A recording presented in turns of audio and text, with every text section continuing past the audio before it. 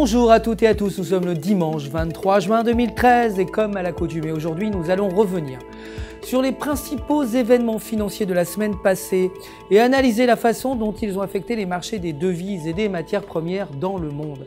Le dollar canadien affiche son niveau le plus bas de la semaine depuis 2001 en réponse à un taux d'inflation plus lent que prévu pour mai et des ventes au détail décevantes en avril. Selon les statistiques canadiennes chargées de compiler ces informations, le dollar canadien a gagné 0,7% en mai alors que les ventes au détail ont progressé de seulement 0,1%. Contribuant également à la baisse du dollar canadien, la baisse du cours du pétrole, principal produit d'exportation du pays. Le dernier cours du dollar canadien était de 1,0450, soit une hausse de 0,64%. En réponse à la possibilité d'un arrêt imminent du programme de soutien à l'économie, les devises asiatiques ont affiché leur plus mauvaise semaine en 2 ans. 10 des devises les plus actives en Asie, y compris la roupie indienne et le won sud-coréen, ont affiché des pertes la semain dernière, déclenchant une liquidation sur les marchés asiatiques. Les devises en déclin ont contraint les banques centrales à intervenir au nom de leur taux d'intérêt et la Banque centrale d'Inde a annoncé qu'elle interviendrait si nécessaire.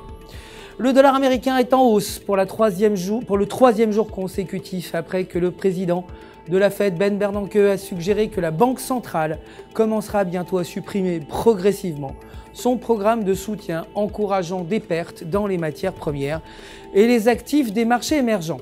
L'indice du dollar qui mesure la performance du dollar américain par rapport à 6 partenaires de trading a gagné 1% le 19 juin après que le FOMC ait annoncé qu'il n'augmentera pas le rythme des achats d'actifs mensuels. Du côté des matières premières, le pétrole brut a atteint son niveau le plus bas en 2 semaines en réponse aux attentes des investisseurs sur l'hypothèse que la Fed va freiner les achats d'actifs au mois de septembre.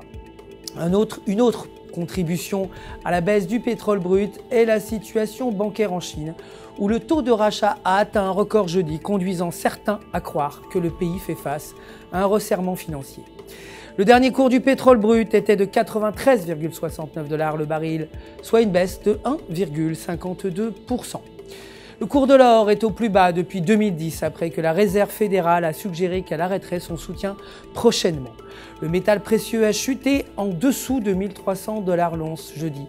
C'est la première fois que cela arrive depuis septembre 2010. Selon certains analystes du marché, l'or est sur le chemin de sa première baisse annuelle depuis 2000. Le dernier cours de l'or était de 1296,77 $ l'once, soit une hausse de 0,96%. Voilà, c'est la fin de notre résumé des actualités financières de la semaine passée. Nous espérons que vous avez apprécié l'analyse de cette semaine et que vous serez avec nous demain matin pour le début de la semaine de trading avec les dernières actualités des marchés.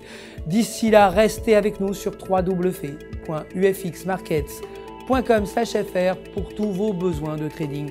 Votre conseiller personnel répondra à toutes vos questions. Le centre d'assistance du FX Market vous souhaite une excellente journée de trading.